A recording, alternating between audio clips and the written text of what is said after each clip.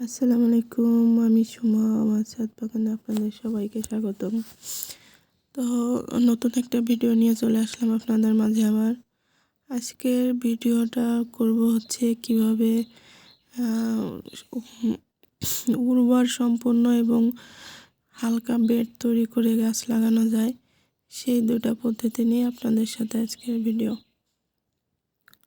দেখতে পাচ্ছেন সবজির খোসা, আমি সবজির খোসা যেটা কাঁচা অবস্থায় আছে ওইটাই ওইভাবে না পচিয়ে দিয়ে দিচ্ছে। তো এটা টবের নিচে দিলে কি হবে জানেন, গাছ যে চারাটা লাগাবো ওই চারাটা বড় হতে হতে এই সবজির খোসাটা পচে যাবে, এবং এটা বড় হয়ে নিচে যখন শিকড়টা পৌঁছে যাবে তখন এই সবজির খোসাগুলো পচে সারে রূপান্তরিত হয়ে যাবে। তখন গাছটা আমার ওই নিচ থেকে যে খাবারটা পাবে, গাছ তখন আর ঝিমায় যাবে না, অনেক সুন্দর সুস্বাস্থ্যবান গাছ তৈরি হবে। তো এই জন্য আর বেডটাও হালকা হবে, মাটিও কম লাগবে, এই জন্য এইভাবে বেড তৈরি করে দিচ্ছি। তা ভাবলাম যে আপনাদের সাথেও একটু শেয়ার করি, তাই শেয়ার করতে চলে আসলাম। এটা হচ্ছে বড় তুলসীর গাছ। আমি তুলসীর পাতা সবসময় খাই, বাচ্চাদের খাওয়াই, এই জন্য তুলসী গাছটা রাখি। তো এই গাছগুলা অনেক দিন ধরে মানে এক টবে ছিল, তো এসকে উঠাই এক জায়গা করে দিলাম। তো একটু মাটি, ভালো মাটি দিয়ে লাগাই দিচ্ছি যাতে আবার গাছগুলো পাতা এসে ভরে যায়, যেহেতু পাতাটাই এর খাওয়া হয়। তাই গাছটা সতেজ থাকলে পাতা বেশি হবে, এজন্য রিপোর্ট করে দিলাম। আর কাজে হেল্প করছে, দেখতে পাচ্ছেন আমার ছোট ছেলে, সে আমার সাথে এটা করবে। দেখেন মাটি তুলে দিচ্ছে, তার কথা সেই দেবে, আমি নিলে পরেই রাগ করে। দেখেন মাটি উঠায় উঠায় দিচ্ছে। তা আমিও আর নিষেধ করিনি, তেমন একটা করে রাগ করিনি। ছোট মানুষ কাজ করতেছে, করতে থাক। কাজের ভিতরে থাকলে টিভি ফোনের নেশা একটু কম থাকে, না হলে তো সারাক্ষণই টিভি ফোন, এটা দাও ওইটা দাও করতেই থাকে।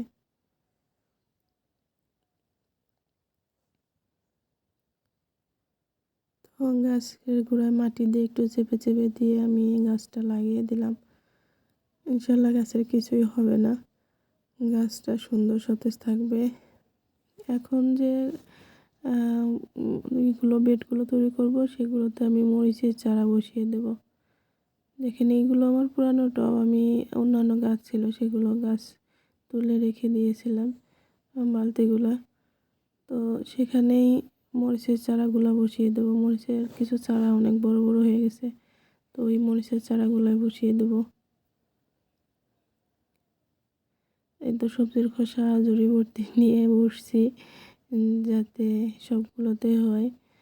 দেখেন কিছু কিছু করে সবজির খোসা দিয়ে আমি বেডগুলো তৈরি করে নেব। আর আমার সবজির খোসার সাথে যে একটু একটু করে জমানো অনেকগুলো ভাতও আছে, যেগুলো আমি অল্প একটু একটু করে তৈরি করে মানে একটু একটু যে বেঁচে থাকে রাইস কুকারের তলায়, তো ওই ভাতটুকু না ফেলে দিয়ে আমি একটু একটু করে পলিতে জমায় রাখি।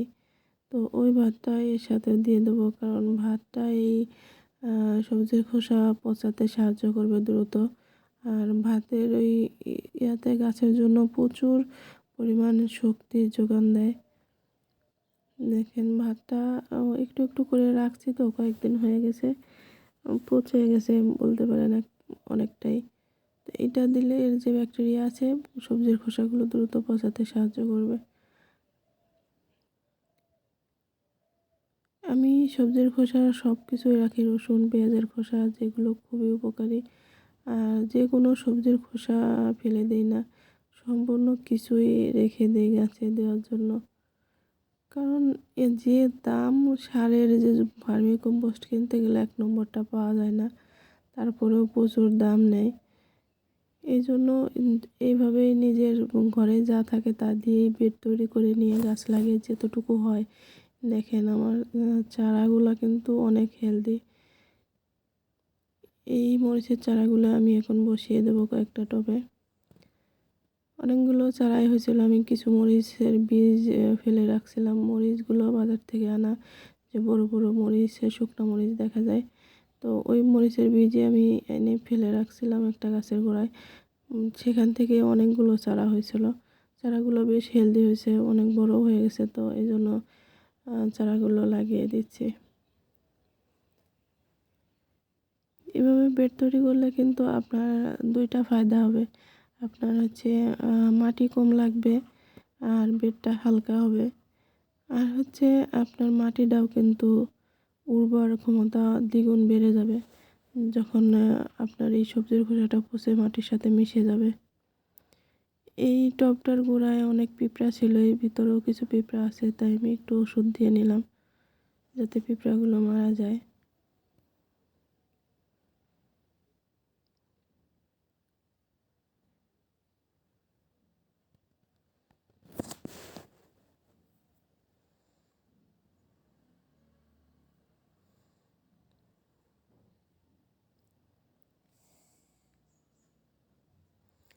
ছোট ছেলে দেখেন বসে বসে মাটি উঠায় দিচ্ছে আর মাটি নিয়ে খেলা করছে পাশে বসে।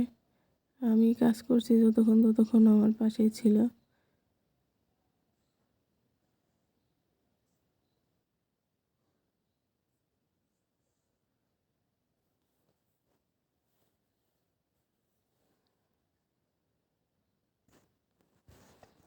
আমাদের প্রতিদিনের রান্না করার পরে যে সবজির খোসাগুলো পচে যায়, আমরা যদি এইভাবে কাজে লাগাই তাহলে কিন্তু একটা অমূল্য সম্পদ পরিণত হয়। কারণ এগুলো তো ফেলেই দিই আমরা, এগুলো তার কোনো কাজে লাগাই না। সেই হিসাবে এইভাবে যদি কাজে লাগাই, যেন আপনার মানে নতুন রূপে ফিরে আসে আর কি। আপনার ব্যাগ হিসাবে এগুলা ফিরে আসে। কারণ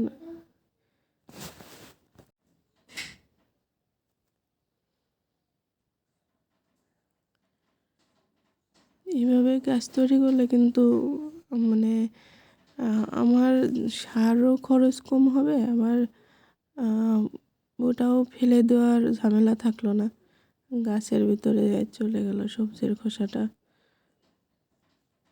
আর এটা কিন্তু ভালো সার তৈরি হয়। আপনারা হয়তো যারা সবজির খোসা দিয়ে বাগান করেন তারা হয়তো জানেন যে এটা খুবই মানে ভালো একটা সারে রূপান্তরিত হয়, গাছের জন্য খুবই উপকারী। আমি যতবারই গাছে দিয়েছি ততবারই ভালো ফিডব্যাক পেয়েছি। আর মরিচের চারা, বেগুনের চারা যদি এভাবে বসানো যায় তাহলে কিন্তু খুবই ভালো হয়, কারণ এর শিকড়টা নিচে চলে যায় দ্রুত। গাছটা যত তাড়াতাড়ি বড় হবে তত তাড়াতাড়ি শিকড়টাও নিচে চলে যাবে। আর পচা ভাত দেওয়ার জন্য তোমার সবজির খোসাটাও অনেক দ্রুতই পচে যাবে, আর পচে গেলে এটা খাবারে রূপান্তরিত হবে। দেখেন এর মাঝে একটা দোয়েল পাখি এসে আমাদের চারপাশে ঘুরতেছে।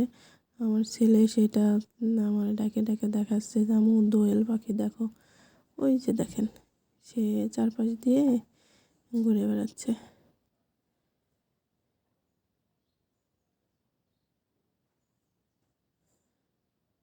আমার ছেলে এটা দেখে খুব খুশি। এই দেখেন আবার সামনের দিকে চলে আসছে।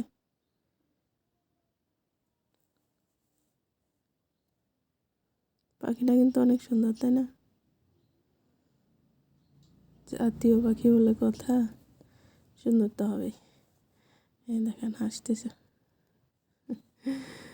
পাগলা।